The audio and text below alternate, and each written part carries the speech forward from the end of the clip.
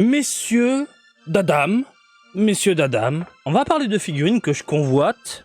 Et Bandai a annoncé une période de sortie. Et a livré également un tarif qui, je trouve, est un peu trop élevé à mon goût. Néanmoins, au Japon, je vais pouvoir passer par des vendeurs particuliers ou des vendeurs professionnels pour essayer de les choper à moindre coût, et ça, c'est une bonne nouvelle.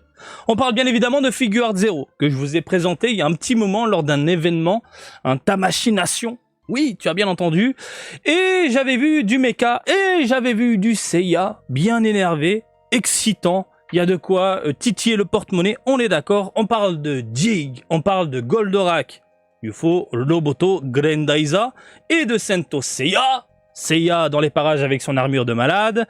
Bref, j'arrête de parler, on va passer directement au gros plan, ma gueule, hein. Salut à toutes et à tous, hein. Marty Japan. Alors on commence par la Jig. J'ai vu que beaucoup de personnes sont intéressées par cette figurine-là. Et certains m'ont remercié d'en avoir parlé. En même temps, c'est normal puisque, comme j'avais fait le petit historique par rapport à Goldorak, où on avait eu au Japon à l'époque des collaborations entre les deux.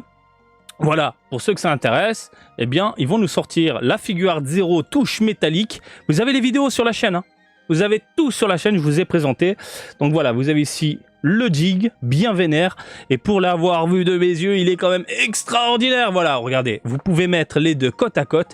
J'avoue, dans une vitrine, il y a quand même ce côté excitant qui t'en met plein la gueule. Est-ce que je peux ouvrir l'image à part? Oh là là. Oh là là. C'est du bœuf. C'est du bœuf bien costaud. Testostérone au niveau des roubignoles métalliques. Ah oui, mais là, ça fait mal. C'est veineux, c'est tout ce que tu veux. C'est magnifique. Franchement, c'est superbe. Donc, le Jig, on l'avait vu, on l'avait décortiqué. Il est sympathique. Il a une modélisation plus que fantastique. Un rendu laqué, froid. En même temps, le côté froid, c'est normal. On parle de méca. Un côté métallique également qui ressort. Bref, Bandai a changé le nom. Ils appellent plus ça Figuarts Zero, mais plutôt on rajoute un intitulé touche métallique et augmente le prix. Je m'attendais à voir des figurines tournant dans les grands max 15 000. Dans les 10 000 au départ. Parce qu'on parle de Figuarts Zero. Et quand tu regardes les figurines, je les ai vues, hein. Je les ai vues en vitrine. Je me disais, grand max, allez, grand max 15 000 yens. Une Figuarts Zero, ça tourne en moyenne dans les 10 000. On peut retrouver des figurines allant dans les 9 000, allant entre, entre 9 et 14 à peu près. Et là, ils sont partis dans un délire, on rajoute une touche métallique, c'est leur délire, et on fait péter le prix, et vous l'avez sous les yeux, Au Japon, ça va coûter 22 000 yens. Que ce soit la Jig, que ce soit la Grandizer, 22 000 yens, ou tout simplement la Seiya, 22 000 yens. J'étais prêt à monter jusqu'à 15, à 22, ça me fait un petit peu chier.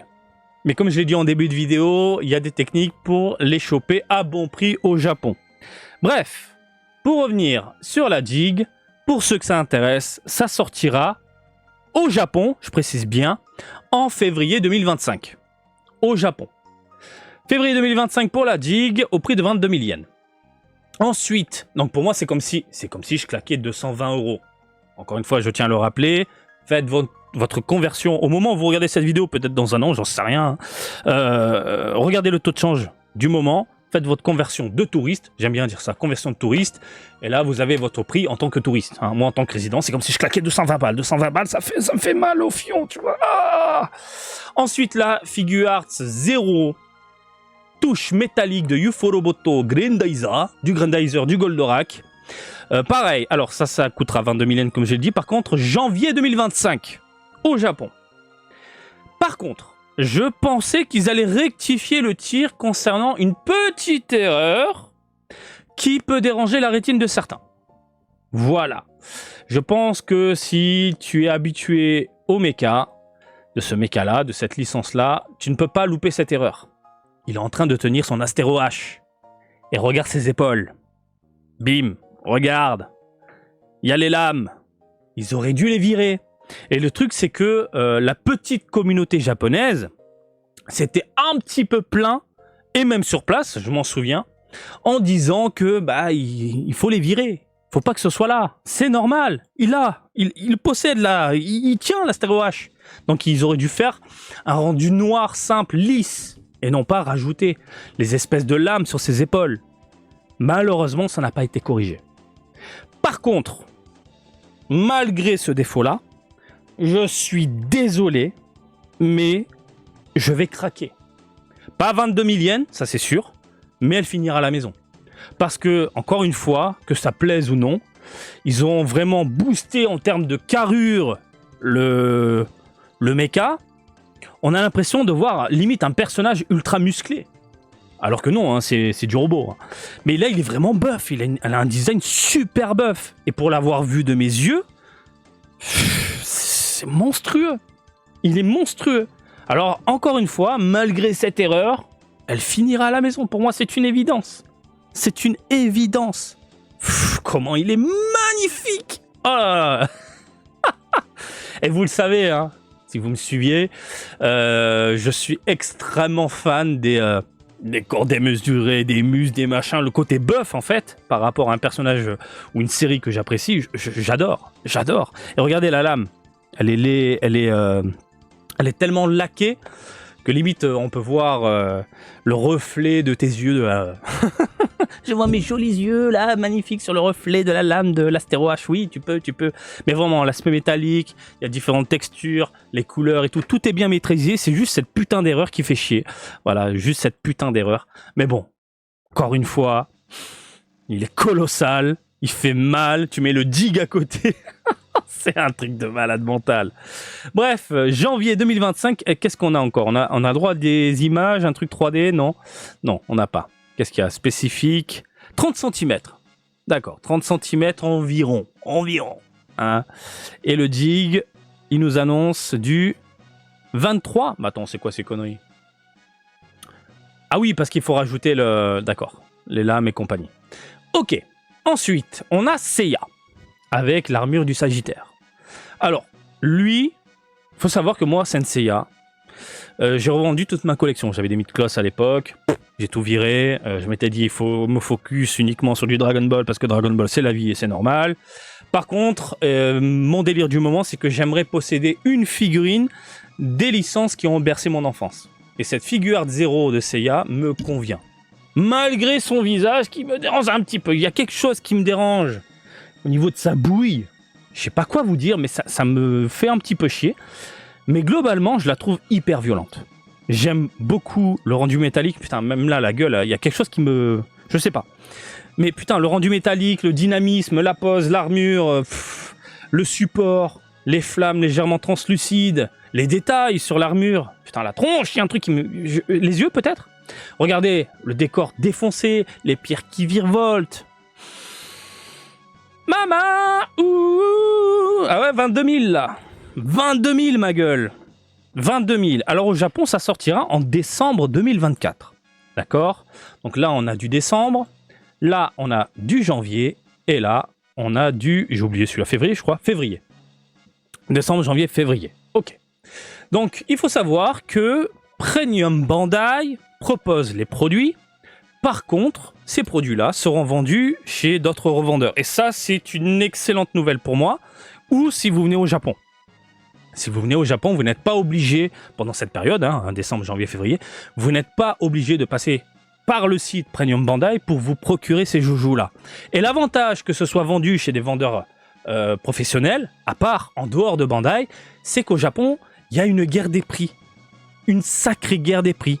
Je vous l'ai dit dans mes vlogs, je vous l'ai dit dans mes vidéos, deux boutiques côte à côte dans un quartier, figurines identiques, deux prix différents.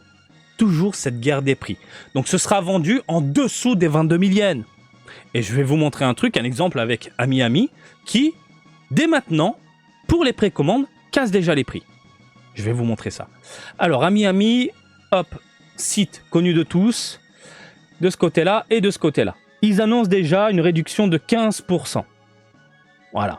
Là aussi, donc ça fait la figurine à 18 700 yens. C'est con. C'est peut-être quelques yens, mais c'est quelques yens de gratter. Alors là, si je prends chez Ami, j'ai gagné 60 balles. Grosso merdo. Un peu plus de 60 balles. Donc ça, pour moi, c'est bien. C'est bien. Et l'avantage, encore une fois, que ce soit vendu ailleurs, c'est que là, je peux faire mon vautourage. Je peux tourner dans les boutiques physiques, ou même sur Internet, mais je peux tourner dans les boutiques physiques pour trouver le bon prix.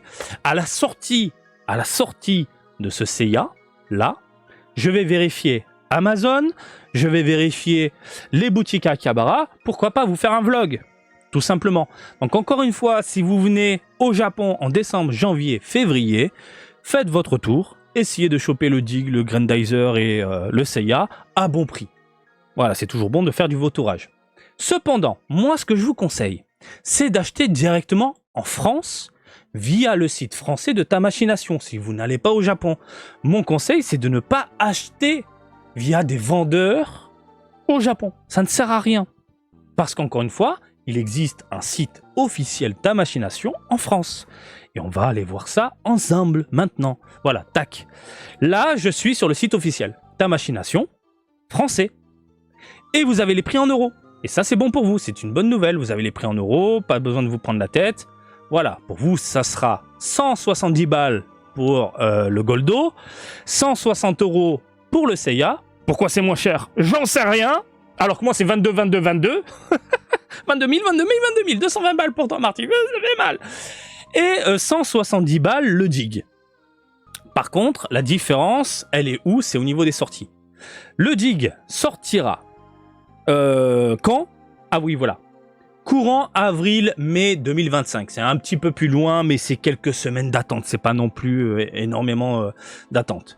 Le Goldo sortira courant mars-avril 2025. Et le Seiya verra le jour courant février-mars 2025. Donc rendez-vous en début d'année 2025 pour ces 3 figurines-là de votre côté si vous ne venez pas au Japon.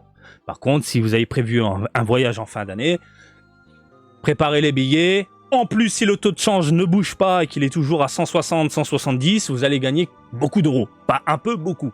Voilà. Plus les réductions de magasins, il y a de quoi vous faire plaisir. Donc voilà, de mon côté, la Seiya, je l'ai dans le viseur. La Goldo, je l'ai dans le viseur malgré l'erreur. Rendez-vous en fin d'année parce que ça finit à la maison. Il y aura du vautourage. Il y aura du vautourage en vidéo, je pense. Allez, je vous laisse tranquille. Vous avez tout en main. Je vous ai donné les tarifs japonais, les tarifs français. Vous avez tout, voilà. Et vous pouvez en communiquer. Vous pouvez partager les bons plans en dessous dans les commentaires. Tout est ouvert, je ne supprime pas les liens, vous le savez. Bref, des bisous, à la prochaine fois. Et comme d'habitude, je vous invite à me suivre sur Twitter, Facebook, Twitch et TikTok, Marty Japan. Et je vous dis à très bientôt. Allez, salut, bisous, ciao, ciao!